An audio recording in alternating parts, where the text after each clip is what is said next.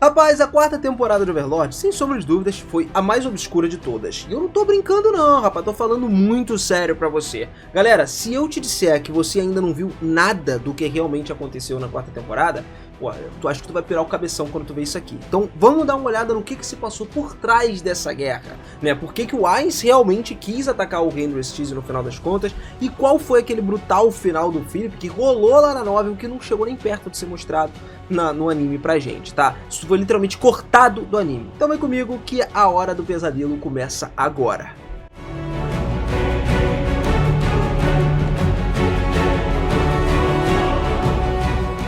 Fala, seus otakus, beleza? Eu sou o Minas e sejam muito bem-vindos a mais um videozão aqui no canal. E família, uma das coisas mais importantes que você precisa saber aqui sobre o Ainz é que tudo que ele faz é direto para o benefício de Nazarick. Acho que quem acompanha o canal já tá cansado de saber disso. Só que olha só, eu sei que às vezes pode não parecer que ele faz as coisas por benefício de Nazarick, mas ainda assim, enquanto ele sai aniquilando um país inteiro, por exemplo, todas essas mortes de inocentes são algo que ele tá planejando lucrar de alguma forma com isso. À medida que ele avança aí, a gente vai falar disso do conteúdo cortado, né? Toda uma parada específica por trás pra isso, que vai acontecendo devagar e por trás dos panos. Acho que a galera que tá, mesmo a pessoa que tá mais perceptiva ali, consegue extrair o suco do suco dos episódios da quarta temporada, não pegou tudo isso. Então vamos lá, o que aconteceu? Com o reino que é à frente do Zanak, que estava à beira da guerra já, ele estava muito preocupado com o pai dele, se ele seria ou não capaz de ter a melhor decisão. Aqui a gente consegue ver que desde que o amigo mais próximo dele foi perdido em batalha, a gente tá falando do Gazef, né, o bem-estar físico do rei estava claramente começando a se deteriorar. Ele estava envelhecendo muito rápido, e isso estava deixando ele como um único esqueleto, por exemplo. O cara já estava, pô,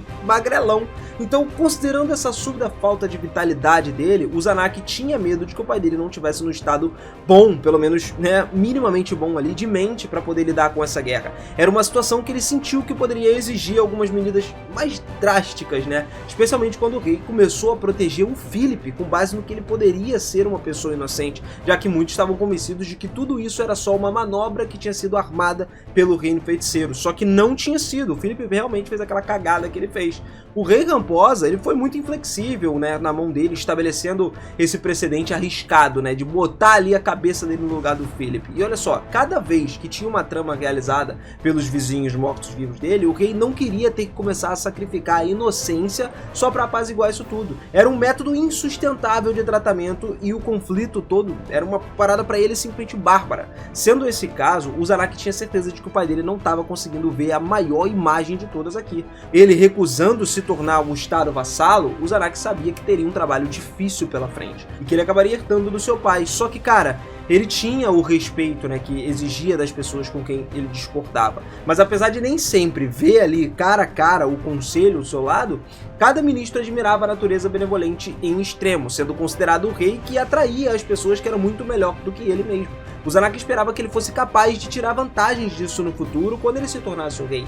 E a coisa é, com o rei agora fazendo, né, tomando as decisões aí que podiam destruir a sua própria nação, todo o enredo inevitável ali era que o Zanak faria para poder usar, remover o próprio pai dele do poder, sem sombra de dúvidas. Tinha vários laços com as pessoas em que ele esperava contar naquela época, como por exemplo a irmã dele, que estava sendo enviada para um outro lugar remoto para poder conviver com o Climb. Quando ele chegasse a hora ali, o Zanak ia tomar o lugar do rei, ia se tornar o rei. E ele não teria a mesma coisa que o seu pai tinha, nem a sabedoria que a sua irmã tinha, porque os dois, né, entre aspas, teriam ido. O pai dele provavelmente morreria, a irmã já ia ter metido o pé para um outro lugar. Isso aí eram ativos essenciais que ele esperava usar para poder fazer mudanças duradouras no reino. Então, mesmo que o Zanak se considerasse ser um rei superior ao seu irmão, o Bárbaro lá, ele não tinha tanta certeza de que ele poderia fazer muito melhor do que o seu irmão por conta das cagadas que o pai dele já tinha feito. A ferramenta que ele precisava para isso estava praticamente desaparecida, tá ligado? Agora, o ato final que mostrou o Zanak que o pai dele não estava apto, né, tava tipo assim, fora de qualquer questão para poder lidar com essa guerra, era a falta de raciocínio dele sobre tudo que estava acontecendo. Ele simplesmente chegar quando a Albedo foi para lá e falar: olha só, eu dou a minha cabeça, essa cabeça deve ser usada como moeda de troca, como se fosse para inocentar o Philip. Só que, cara, tudo uma estratégia específica que não valia nem um pouco a pena. A vida de um nobre não valia mais do que a vida de todos os outros nobres que estavam ali todos juntos. Só que com o pai dele mostrando zero margem para ele fugir disso quando se tratava desse assunto, o Zarak sabia que a única maneira era superar suas objeções ou então usurpar o pai dele. Ele estava tão perto de ganhar o trono de forma legítima, só que o último passo ali dele no caminho exigia que ele tomasse com força, né? Se ele não fizesse isso, ele não ia conseguir. Então era muito provável que não tivesse nenhum reino para ele governar depois disso. No caso, não teve de qualquer forma. Mas assim como o Zanak considerou quais os ministros, quais soldados, quais pessoas ele ia colocar do lado dele, por exemplo, foi quando o mensageiro entrou. Albedo foi lá com a notícia que a guerra ia começar. E aí levou aquele encontro que normalmente o rei nunca encontraria com o enviado no mesmo dia da chegada. Só que considerando a gravidade dessa situação, ele tinha que encontrar com Albedo. Ele ouviu que ela tinha a dizer que, tipo assim, era uma parada de máxima prioridade. Bom, isso seria descoberto em breve, quando o rei oferecesse a vida dele como pedido de desculpas. O Zanak foi de longe o mais chocado de todos com essa parada. Não por causa da oferta selvagem do pai dele de entregar a própria vida, mas em vez disso por causa de toda a realização do que esse era o plano dele o tempo todo.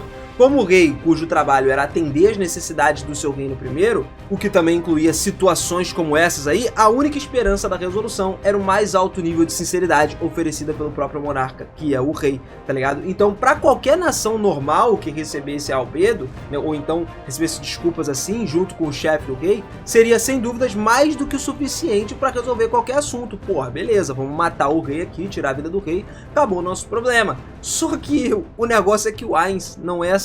Mesmo que toda a nação fosse ridicularizar essa situação com o rei, cara, eles estavam lidando com o reino feiticeiro. Isso significa que a vida não era o suficiente para acabar com a guerra. A própria nação era o suficiente para fazer com que Albedo visse todas as formalidades ali que tivessem acontecido. E o rei não percebeu isso até certa metade da história. Só que aí quando ele percebeu, ele começou a ver a realidade pelo que Albedo realmente era. Acontece que ela não era um enviado político com quem ele estava lidando, mas um demônio falando mal de um humano. Isso não importava que ele fosse o rei ou não, porque para esse demônio aí, um humano era só um humano, uma mera criatura muito mais fraca do que ele.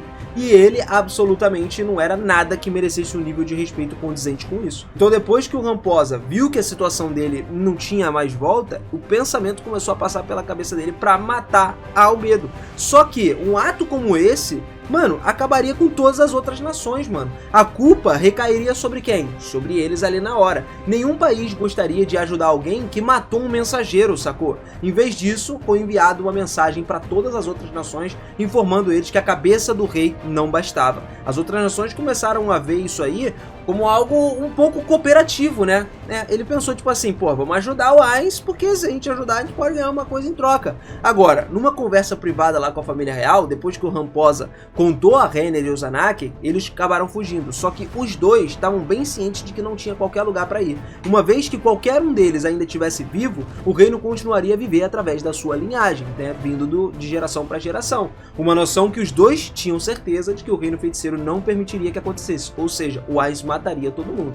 Então os dois concordaram em ficar com algumas expressões sem emoção lá no corredor do lado do pai. E isso fez eles parecerem mais resolutos, enquanto o Zanak não tinha tanta certeza do que ele seria capaz, se ele conseguiria se manter ali de uma forma inabalável no momento em que as coisas acontecessem. Que era bastante impensável, tá ligado? E muito imprevisível também.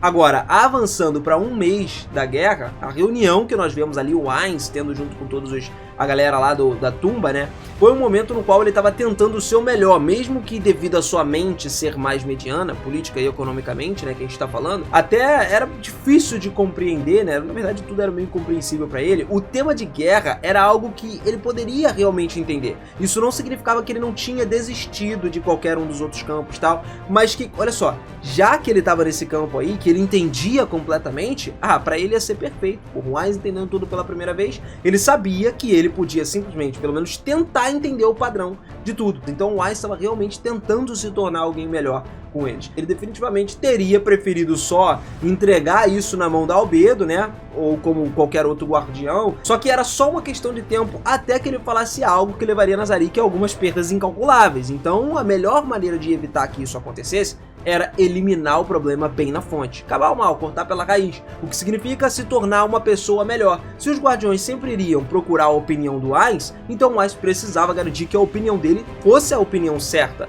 Daí a razão pela qual ele estava lendo vários livros de autoajuda e negócios também. Ele começou a ler, o cara tá tentando, né, entrar no mindset aí, tá ligado? Agora, mesmo que o Wise tenha mencionado os esforços do Demiurgos da Albedo, não tinha dito muito sobre a parte do Coctus, por exemplo. Com a pessoa que era encarregada de promulgar a conquista real, foi ele quem fez questão de que todas as cidades fossem aniquiladas até a conclusão da tarefa, que exigia 0 sobrevivente. Era 100% de aniquilação, sem a política estrita de poupar absolutamente ninguém. E era muito pouco provável que eles mantivessem essa invasão na frente oriental em segredo por tanto tempo. Mesmo com um pequeno número de mortos-vivos que tinham sido designados lá para agir, o Coctus tinha feito com sucesso a ruína de cada cidade que ele visitou, chegando ao ponto de limpar essa cidade sozinho. É claro, dado que as pessoas atrás dele agora era Pestônia, o Wise realmente não se sentiu muito confortável falando sobre isso. Ele podia imaginar o brilho que ela estava dando a ele por causa de tanta destruição. Dito isso então, porque esse assassinato tinha um propósito real, o Wise esperava que ele pudesse ao menos entender por que era necessário acabar com todas essas pessoas. Não era como se ele tivesse ganhado algum prazer doentio em fazer isso, mas ele não tinha problema em matar se isso significasse pra ele tornar Nazarick mais lembrada, tá ligado?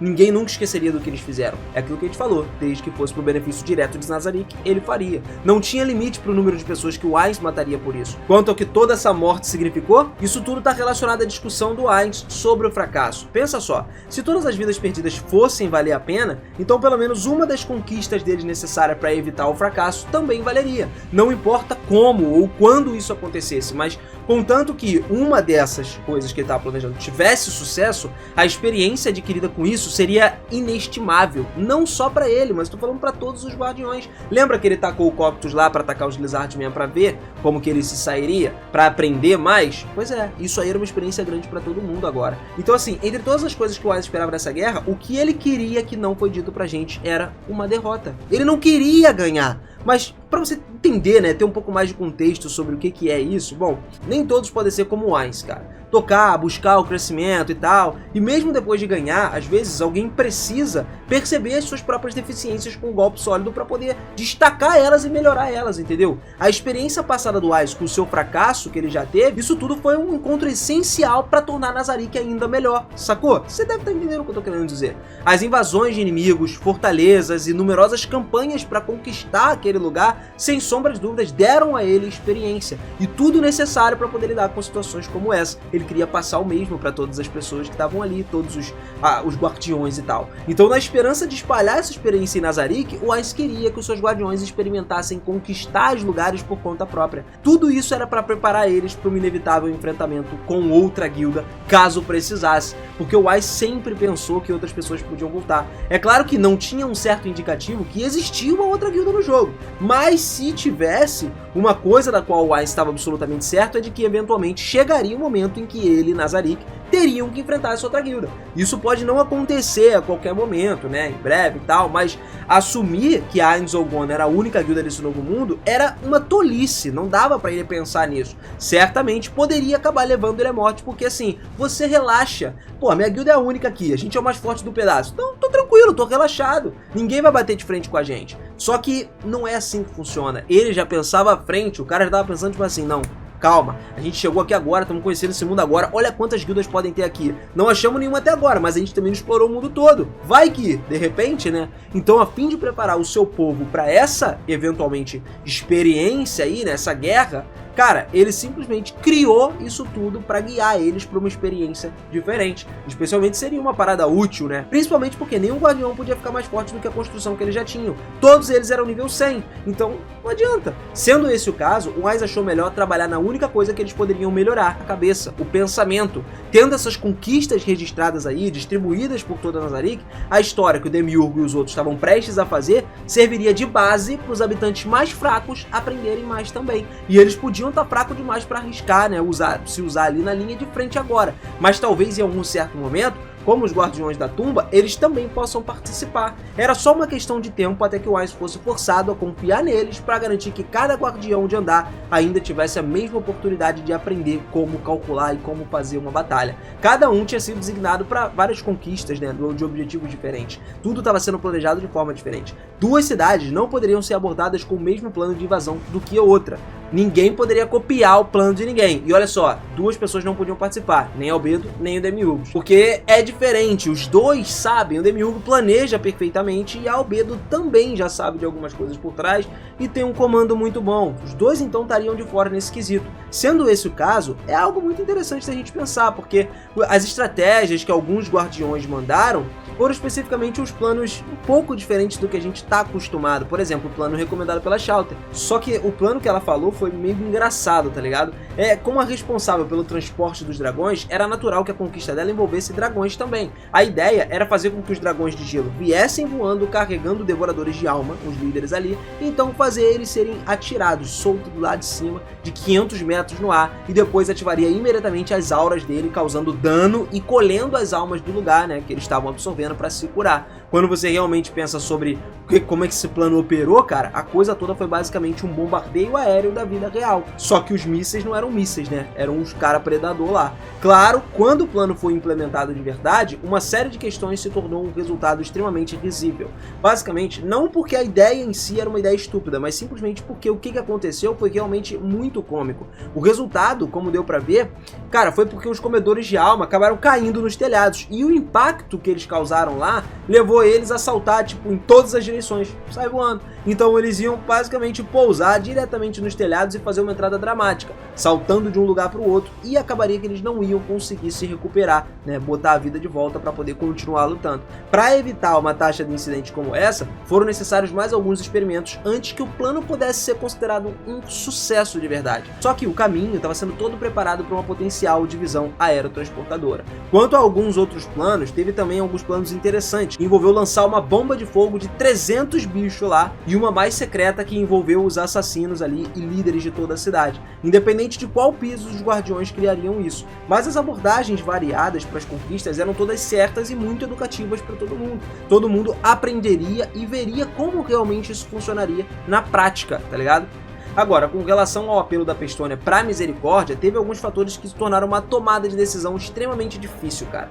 A gente vê o seguinte, enquanto a Pestônia fornecia uma razão mais válida para deixar mais refugiados irem, o principal problema residia com os outros guardiões, que eles perceberiam isso tudo. Não era um tanto problemático para o Ainz, né? Ele mesmo não tinha problema com isso, prosseguiria com o plano tranquilamente. Só que o plano da Albedo e do Demiurgo já tinham sido descartados, e a sua reação a isso seria definitivamente a principal causa de preocupação aqui. Apesar do Ainz já ter avisado eles que ele iria intencionalmente cometer alguns erros, se esse plano causasse uma falha completa em tudo, então não tinha como ele mesmo consertar essa parada sozinho. Pô, não ia dar pra ele voltar atrás, porque ele tá fazendo tudo por trás dos planos, até mesmo atrás dos guardiões dele. Então o Ainz só queria correr o risco que ele podia controlar, e com esse plano ele levantou algumas questões de que ele não conseguiria resolver sozinho, então seguir em frente poderia potencialmente levar algumas perdas que eles não conseguiriam se recuperar. Pra piorar as coisas ainda, porque a Pestônia e a Nigredo já tinham falhado uma vez antes, né, no plano delas, a Albedo estava certa e insistiu em executar ainda mais do que a última vez, matar mais pessoas. Então, ao considerar todos esses riscos e tudo isso,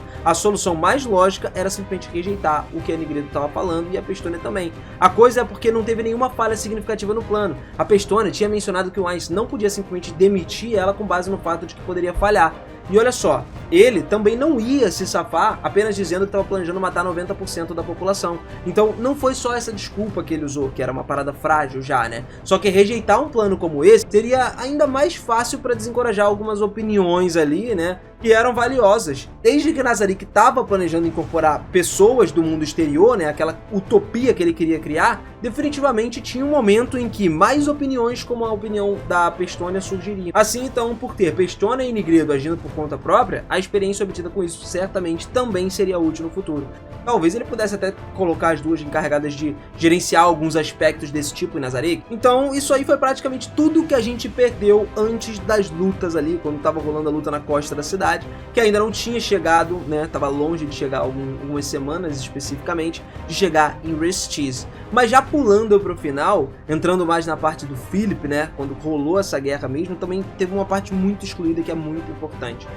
De todos os personagens que a gente viu, o final mais horrível de Overlord foi provavelmente o Philip, que ele teve a pior situação de todas. A única pessoa que recebeu a total ira da Albedo até o momento. Ela meio que usou todo o intelecto dela para encontrar a melhor maneira de torturar o Philip. Foi uma cena muito mais terrível do que as coisas que nós temos no anime. A Albedo deu a ele um final satisfatório para o Senhor Supremo, digamos assim, né? O Philip enfrentou várias repercussões, cara, da ação dele depois de ter atacado lá, né, todo o carregamento que estava indo pro Reino Santo, e a formação da aliança aí do Guindaste, que tentou superar Nazarick. Ele acreditava que a culpa por tudo isso não era exclusivamente dele, suspeitando que a conspiração do Reino Feiticeiro estava indo contra ele. Então ele passou semanas se afogando ali no álcool, bebendo pra caramba, afogando as mágoas, se isolou na casa do pai. Só que quando a Albedo chegou pra ver ele até pensou no começo que ela tava ali pra agradecer ele pela contribuição da guerra. Só que na verdade ela veio pra retribuir o sofrimento que ele causou. Ele tentou fugir, só que não dava pra escapar.